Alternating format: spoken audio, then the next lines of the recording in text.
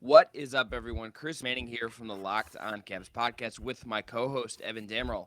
Today's show is all about Cavs beating the Raptors, but also perhaps maybe losing Jared Allen at a key point in the season. We're going to get into all of that today on Locked On Cavs.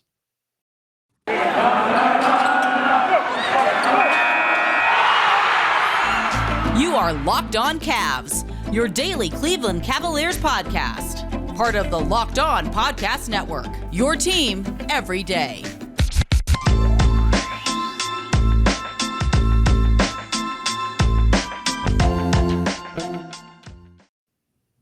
Before we get into today's show, a couple bits of housekeeping. First, I want to thank you for making Locked On Cavs your first listen every day. Remember, we are free and available on all platforms. Today's episode is also brought to you by BetOnline. BetOnline has you covered this season with more props, odds, and lines than ever before. That's BetOnline. That is where the game starts. If you're joining us for the first time, I'm Chris Manning. I cover the NBA and the Cavs for places like Dime on Up Rocks, Fear the Sword, and Cleveland Magazine. My co-pilot here, my compatriot, the man I spent most of the Sunday with, Evan Damrell, primarily covers the Cavs for Right Down Euclid, a Facebook bulletin publication. He is also with me over at FearTheSword.com. But Evan, Cavs Raptors, we have kind of a give and a take here, right? Like we have a positive thing and then sort of a bummer of a thing. Let's talk about the positive first. The Cavs beat the Toronto Raptors, winning the season series against Toronto. Now 3 games up on Toronto above the play-in race. They are now the 6th seed in the East with that 3-game buffer. Gutted They out a also win. have the tiebreaker. Yes, gutted out a win over Jared Allen without Jared Allen, who we'll talk about his injury status here in a minute. But they won. Evan Mobley was great. Darius Garland was pretty good. And this was just a needed win. Another, I think, a second straight performance that looked quite good. If you go back to the Philly game, I think this built on some of the positives that we saw in that Philly game. Yeah, JB Bickerstaff talked about it pregame that even though they lost the Sixers and it was a frustrating defeat because of just given the circumstances, like I think it was a fun game overall, just from a pure basketball perspective. But if you're a Cavs fan, I understand why you're frustrated that loss to Philadelphia. But JB took a glass half full approach at that game, and said that there's a lot of positive things that they could build upon. And I asked him post game if they did. And he's like, "Yeah, I think there's a lot of things good that we built upon, but there's always room for improvement." I think JB Bickerstaff really won't pat himself on the back for what he and his coaching staff and his team have accomplished until they reach the playoffs and kind of get where they want to be. And nothing's really certain until they get there. But like you mentioned, they are now 3 games up on the Raptors. They have that tiebreaker, which kind of widens the gap even further for them. Just if it comes down to a possible tie between Cleveland and Toronto record-wise for like 6th, 7th place at the end of the day, which kind of keeps them, which is important because it keeps them out of the play-in scenario. But in other news, they are right behind the Boston Celtics. If they believe a game back of Boston for the 5th seed, they are a game and a half to 2 games back. I'm just saying this off the top of my head from Chicago from hosting a playoff series in the first round, and they are 2.5 back of Milwaukee for winning the Central Division title. So like the Cavs are still weirdly enough, despite kind of just being doo-doo feces for a while, in the thick of this still. Like they could, I don't think they're going to finish with like a top 2 record in the East anymore. I think that's just kind of out of reach, especially with how Philly's ascending and Miami just continuing to beat people or beat teams on a consistent basis.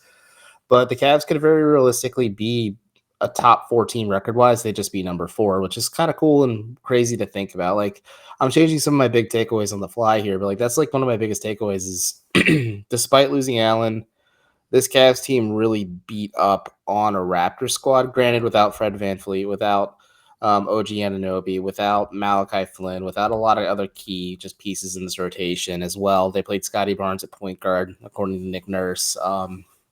A little bit of a goofy game, but an important win nonetheless. And it was on national TV. So, like, I jokingly said last week, like, this sucks because the Cavs are probably going to shit themselves on international TV, technically, because Toronto is in Canada. But yeah, no, this was a good win for Cleveland. Look, there's a lot of basketball still left to be played, right? Like there is still Oh, yeah. a big this week in particular with the Indiana game, with the Chicago game, and the Miami game.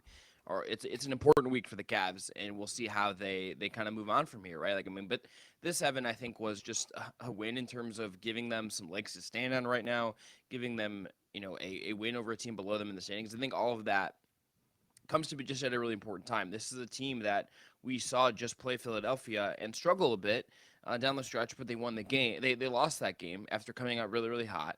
And then this game, it was a little. JB Bickerstaff kind of did the motion of the ocean kind of arm wave thing a couple times in talking about this game, but it was up and down. It was really close. And then the Cavs got up by double digits. The Cavs led by as many as 21 points in this game. And then they were only up by one in the fourth. And then it was like a minute plus to go after Chris Boucher hit a three in front of the Cavs bench.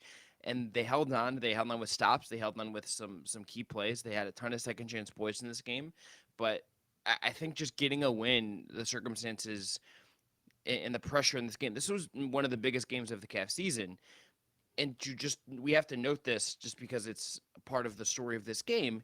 And we'll talk about it, I think, a lot more in depth on Tuesday, just from once we sort of know more and see where things progress here. But it looks like Jared Allen, who left this game at the end of the first quarter with what the team called a thigh contusion, is out now with not only the thigh issue, which we'll see what the extent of that is, but he also fractured a finger in this game. And this was first reported by Shams Charania of The Athletic.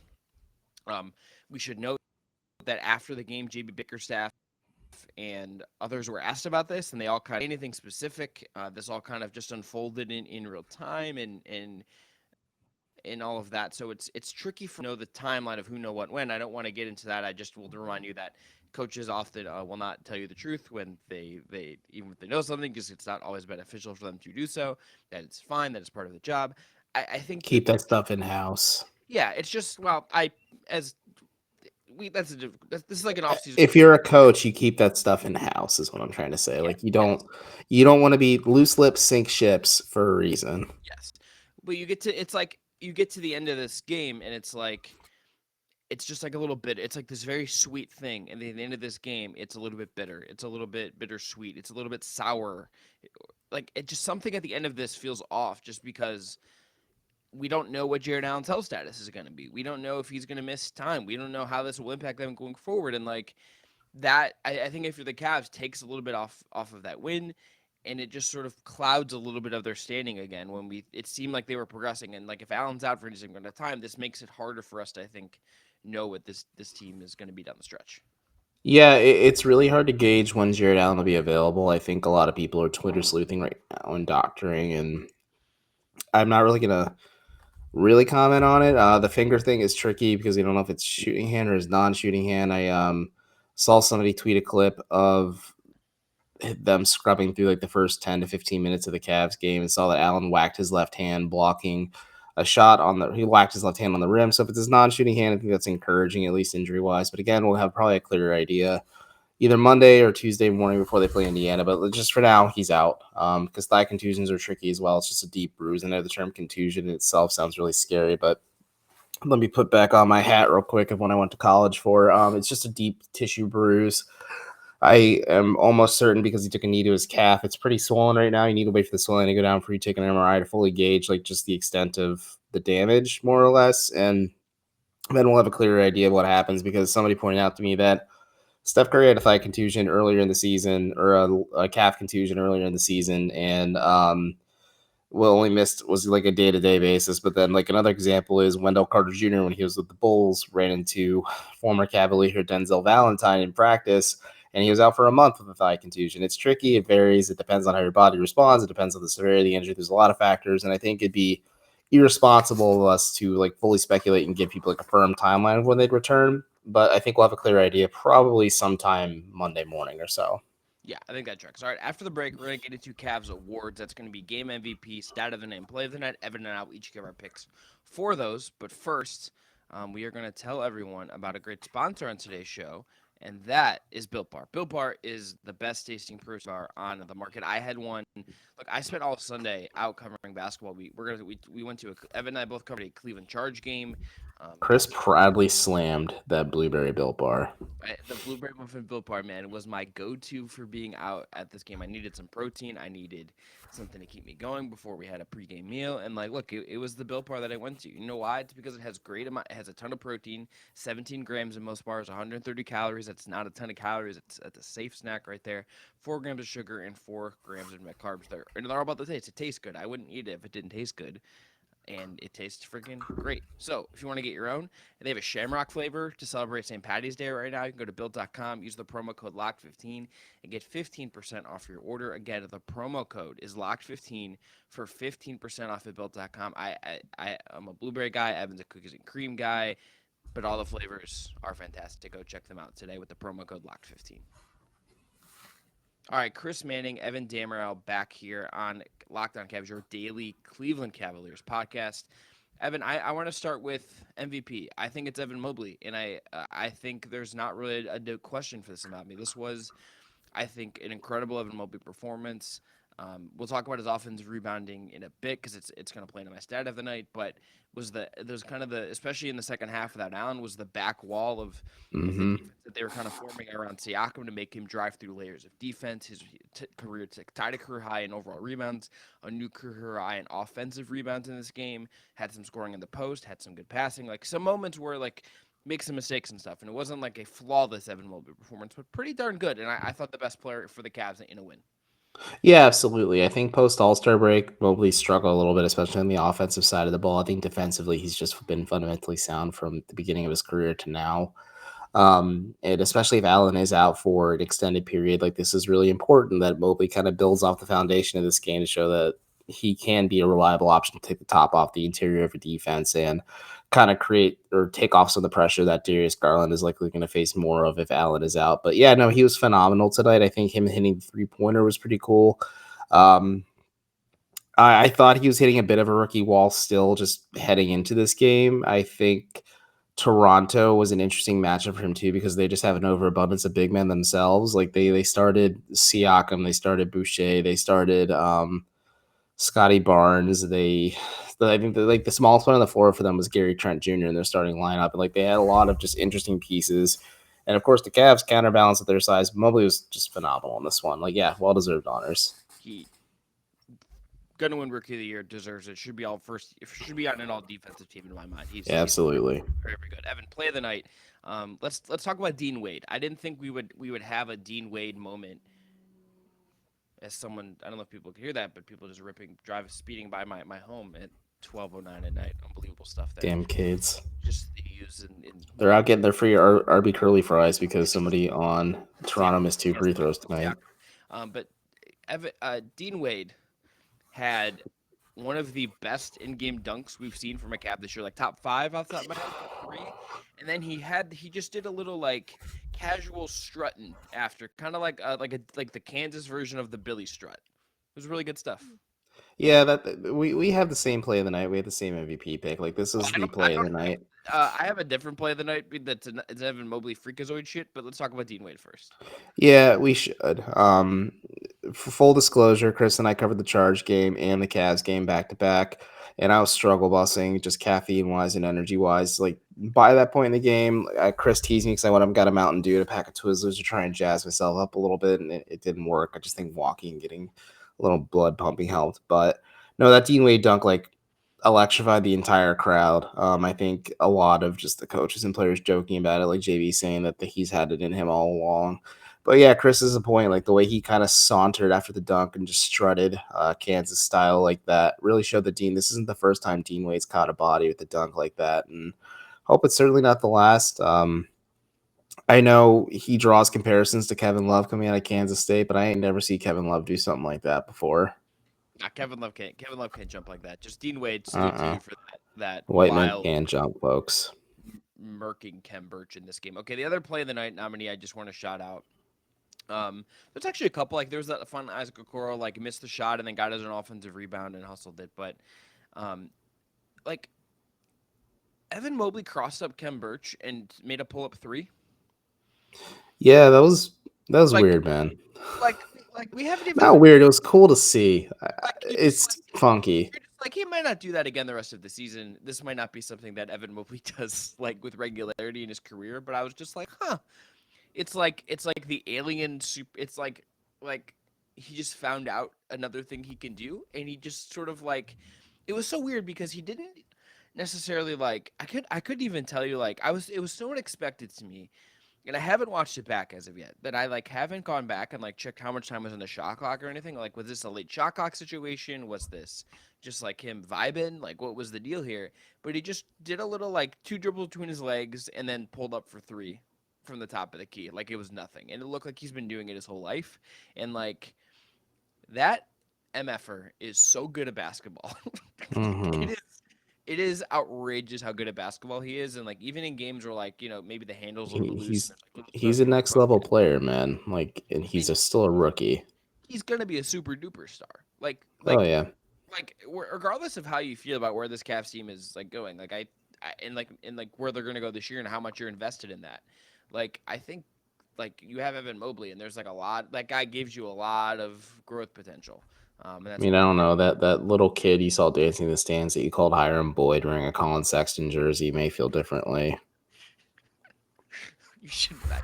You just dragging me like that. I didn't even know you heard me, and you're just out here Bro, I dragging. heard everything you said. But no, that's not true. And my hearing is going like bad. Like I'm turning to my father more and more with each day. I text my brother. I'm like, well, I did something else like dad today, but um, no, I heard that loud and clear, and I just went. I'm gonna use this on the podcast later.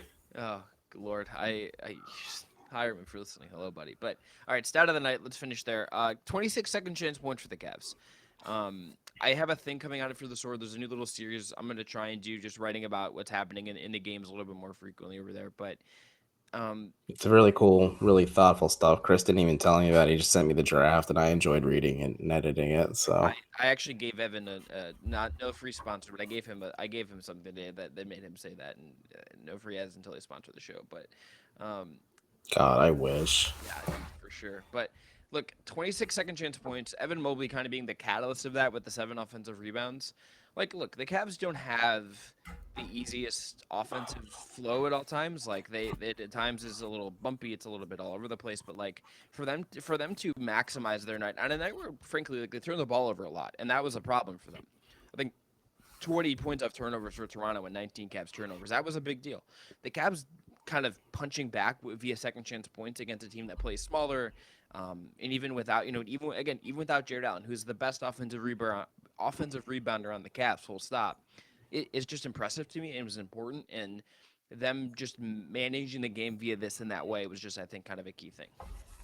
No, it absolutely was, and it's interesting you mentioned just the offensive flow of things because my stat of the night was the fact that Toronto outscored Cleveland 16-14. Interestingly enough, Cleveland had 6 turnovers in that period, and Toronto 10 of the points he scored in the paint were 10 points off turnovers. So like something went hand in hand. There was clearly like you could see that Jared Allen's absence was felt early into the third when Toronto made 3 quick, easy baskets in the paint, especially off sloppy turnovers like that. And that was just a bit of a grind. And I was like thinking, like, oh boy, the Cavs need to turn this around quick, and they did.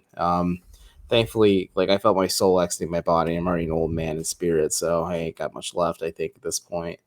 But that Dean Wade dunk gave me life, and Chris, today's sponsor BetOnline also gave me life. Okay, Football okay. might be over for the season, but basketball is in full steam for both pro and college hoops. From all the latest odds, totals, player performance props to where the next fired coach is going to land, betonline.net is the number one spot for all your sports betting needs.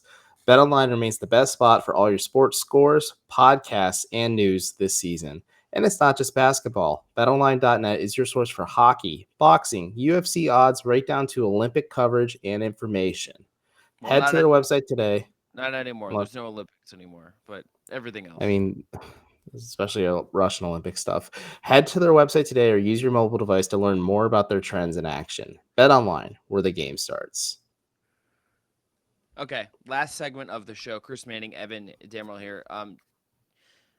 Evan, I would really like to watch a full series of Cavs Raptors. I think it would be weird. I think it's these two teams at a similar level. I think the Yeah, that'd be discrepancies. fun. I think these teams like both have weaknesses that like the other one can exploit, and like I just would like to see them like be weird and play 7 games against each other at full strength. Like this, how much Hmm. fun would this game have been? Like if like Fred and OG could have played for Toronto, and like Jared doesn't get hurt for the Cavs, and it's like both teams at full strength. I would love to watch that basketball game. I would like to see it. Are we seeing full strength in the sense that like even Colin Sexton is available for the Cavs or no? Let's just say Karis LeVert. Let's just say Karis Okay. LeVert because like I just Sexton. didn't know if you meant like pre-existing season-ending injuries No, or like yeah, players that are just yeah. out for an I extended think period because of I think injury. like both teams having the guys that are seemingly out for like short amount of time here would be like because Sexton just feels like a little bit removed from what's happening right now, unfortunately. Yeah, So I understand that. Yeah, no, this would be a fun series for sure. It really would.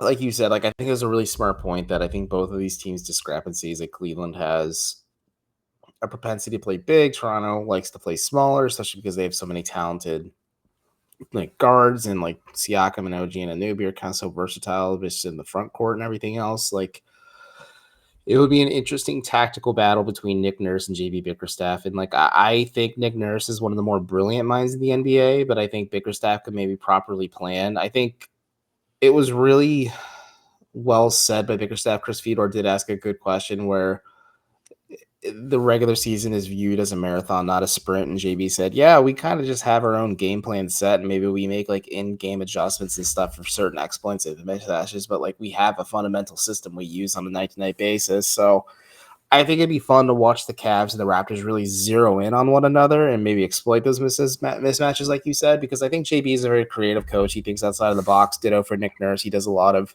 crazy stuff too, like the box and one things. Like he did a box and one on Darius tonight, and it was effective at points too, like really effective. and And the Cavs are using like a 3-2 zone, like with Evan yeah, Mobley at the nail, and like they're doing stuff with it where like so were the they charge, who we will talk about in a bit, but yeah, which like it hits different when it's not Evan Mobley at the top, you with his long ass arms, like doing well, shit. I asked Dan Jerome, like you guys had to go Save small. it, We'll save save it, it, save we'll it, save it. save it, save it. But either way, yeah, it'd be a fun series. I think this would be really enjoyable. Like my other big takeaway is we're kind of like we've already gushed a lot about Darius Garland's just offensive explosion this season. But I think Noted, something I've kind of dime cover story subject. Darius hanging on Garland. my wall right now.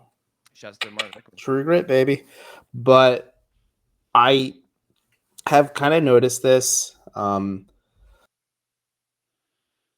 Excuse me, over the last several games that I mean, Cleveland just has like a clear lack of 3-point shooting. I think they are a below average team in terms of 3-point shooting, just overall, and especially in terms of scoring and production. Because I asked JB about this post game as well. Like, you got contributions from Kevin Love, you got contributions from Jetty Osmond, Larry Marketing, but mostly Darius Garland. And I think what's encouraging for me and kind of like was a point of frustration for me at times with Darius is where he plays a little too unselfishly. He plays too within the system where he has the ability and the 3-point gravity and the dribble moves because he tried to showcase his handle a few times against Toronto. He failed. Sometimes he was successful. Like he had that insane no look pass in the first quarter, Jared Allen. And then there's other moments where like he just was dribbling the air out of the ball, fell and turned it over. But I liked watching Darius get a little more selfish from 3-point range. And you saw it a few times in the Cavs just kind of needed a spark. And Darius was just trying dribble moves and it would just heave something up. And he was 0 for 3 at first. And then he made one go in immediately after that. And then it kind of just sparked momentum for the Cavs and they just kept rolling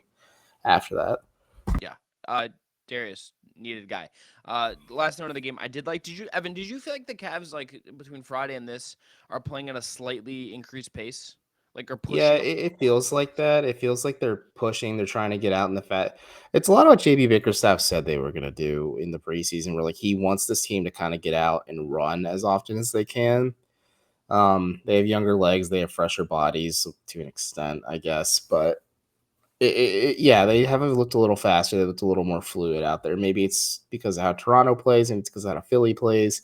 Sometimes Cleveland tries to match the pace of their opponents more often than not. It can be frustrating if they play really slow-oriented teams. But yeah, tonight it was encouraging to see them playing fast. Like there was moments where you see a lot of their bigs, especially like Larry Market and Evan Mobley, like streaking on the floor. And Mobley had some really good dunks because he just cherry picked Toronto's transition defense. Yes, that was the key. All right, let's end on the Canton charge or the Cleveland. Oh my God, Freudian slip. Apologies. But a Yeah, dollar in there. They have a swear jar in the organization. Every time you call them the Canton Jarge, Chris has to give him $1 now. yeah. I'm just gonna hand their PR team like $1. I'm gonna be like, what? And I'll be like, you don't worry about it. Okay, so the Chargers lost 120 to 119 in overtime to the Long Island Nets on Sunday. So we were there. This was a fun game at the Wolstein Center. Windler played. Dylan Windler was on assignment with the Cavs as he's been for a while now. 24 points and 7 to 12 shooting to go with 12 rebounds.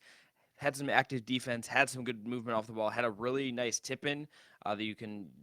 I wrote about this. If you're the sword, you can go find the highlight of this in the post. You can go look at this. Send the game to overtime. Cameron Young, who's in like his third game with the team, is like a fun scoring guard. Had 25 points and 11 of 16 shooting to go with 2 rebounds. Malik Newman had 11 points on 3 of 12 shooting and 4 rebounds, but he's as notable guys, kind of like their main offensive engine. We're gonna play a quick. We talked to Dan Giroux in a scrum. So it was me, Evan, Mac Robinson for 93, and Fear the Swords, Jackson Flickinger. This is what Dan Giroux had to say about Dylan Windler. This is kind of what we want to update you guys on, just on what is happening with Dylan Windler down there. If you're wondering, like, where's Dylan? What's up with him? And this is kind of, I think, going to give you a little bit of an idea of why he's down in Canton or in Cleveland, $2, and what's going on with him. He's been increasing his aggressiveness every game, and that's what I'm super excited about. Really, the only thing we want to do is play him. Yeah. Like, I played him over 40 a couple times, play him over 36 consistently. That's the idea. We have a pretty good relationship as it is, like in the give-take market of it. And he's a guy that really fits in with a lot of different teammates. So his relationships are improving with his teammates. Now you're starting to see them find him. He's getting more aggressive. Yeah. I'm really excited about that as he continues to trend upward. Is his ankle okay? I just saw some ice on it. Yeah, it's fine. It's fine. Yeah, I think he rolled it dribbling. Okay, thank you. You talked about Dylan's aggressiveness. What is that like? Is that more on ball, off ball? What does that look like for you? Yeah, I think it's when he's dealing with closeouts, because obviously everyone in the world down here knows he can shoot. They don't want to lose with him making 6 threes. So he's starting to recognize that, understanding our offensive system a little bit, which is similar to the Cavs, but obviously we don't have the all-star point guard and the all-star center. You know what I mean? So it gets a little different that way, and he has to. Usually he's giving it back to DG all the time in a lot of the actions. Here, we let him do a little bit more, be a little more creative in his game. That's where the aggression's starting to go. And, when he started with us, I guess it was like 4 or 5 games ago, he was giving it back. Yes. That's what he was used to doing. Yeah. Now we've improved that a little bit, and more of that mentality piece for him than anything. So there's Dan Giroux, Cleveland Charge head coach, talking about Dylan. There you go. Evan, I want to end on this. Just A, what have you made of Windler, and B, what anything else stand out to you from this Charge game? The rebounding numbers still really stick out to me. He had 16 boards against the Long Island Nets. What really stood out to me though is just like Dan Giroux was kind of just. I asked him like, well, what's kind of the game plan with Dylan? What have you seen from him? And Dan just kind of said, we're here to play him. He's had his latest appearances the Charge against the Capital City Go-Go. He played 39 minutes. Again against the Go-Go a few nights later, he played 41 minutes. Against the Maine Red Claws, he played 37. And today against Long Island, he played 39. He's putting up decent shooting numbers. I think how Dan said they're trying to utilize him to kind of get him to be a bit more selfish instead of just handing back off to the guard and just trying to be the initiator in offensive sets. They're trying to ask him to be more aggressive is encouraging. Because you and I just have been a big proponent of just setting him down to the Charge for 10, 15 games. It kind of just the Cavs can then have like a full list of film to say like, okay, this is what Dylan Windler is capable of right now. This is where he's at physically. This is where he's at shooting wise. And like Dan said, I think them trying to use him in more creative ways and just instead of just being like a spot up shooter who can play some good defense and provide some tertiary playmaking is smart. And again, the Cavs picked up his contract option, so he'll at least be in Cleveland if they don't trade him this offseason. But he is definitely an interesting asset, and I think this is the right call just to kind of get him just any type of exposure. Yeah, I think this is the kind of thing you need to do to try and develop him in some way. I think this is good for him. Like this is what I think one of the optimal uses of the G League is just trying to get guys like Windler minutes. It'd be like, I understand from like a depth perspective, like why Nembhard and why Goodwin are up with the Cavs right now. It'd be good for those guys to get some minutes as well. It's tough for that. Like, this is a team that's like well below 500. They're like 3-19 right now. Like, they're not playing particularly well, but like it's hard in the G League to navigate Yeah. some of the stuff, and I think just him getting minutes with a coach that he knows. Like, I don't know if this will lead anywhere, right? Like, I don't know if this will lead to Windler being a rotation player next year, right? But I do think this is a guy that Think so, but you want to see if he's just a player at this point. Like the injuries have well, really taken their toll on him. this is just I think how you try to get there. This is what I think makes Yep. the most sense right now. And This is like something we've he, been kind of advocating for a while too. It's just like, yeah, what do you have to lose? Could let him go play with yeah. the charge for a bit. Well, and it by all accounts, JB has said this. I think Dylan has said this. Dan Giroux has said this. Like, he kind of asked for this, so that's just keep Yeah, that in mind. he shared that with me once. He's like, I approached the Cavs to say like, hey, I'd like an opportunity to play more, and JB's like, he's not playing up here, so it's easier for him to go play with the charge and just get as many minutes as he can because the charge are the coaching staff, at least like their offices are connected right to the Cavs coaching staff office. And JB and Dan are close, and they're in constant communication about what JB wants to see them do with some of the players they're sending down. And I think there's a clear vision on what they want them to do with Dylan Windler. Yeah. So we'll see if that leads anywhere. Tuck this nugget away, and then we'll see if that leads anywhere. But that is going to be it for this episode. If you're wondering why these jabrones didn't like talk more about Jared Allen, Tuesday's episode is probably going to be a lot about Jared Allen because we'll probably have more of a clearer picture of what is going on with him by the time we record on Monday evening. But that's going to be for this episode of Locked On Cavs. Check out Locked On Raptors with Sean Woodley if you want a great second listen for the today. I'm Chris. That's Evan. Everyone be well. Again, we'll be back tomorrow talking more about the latest in Jared Allen and looking ahead to Cavs Pacers on Tuesday. Be well, be safe, stay hydrated.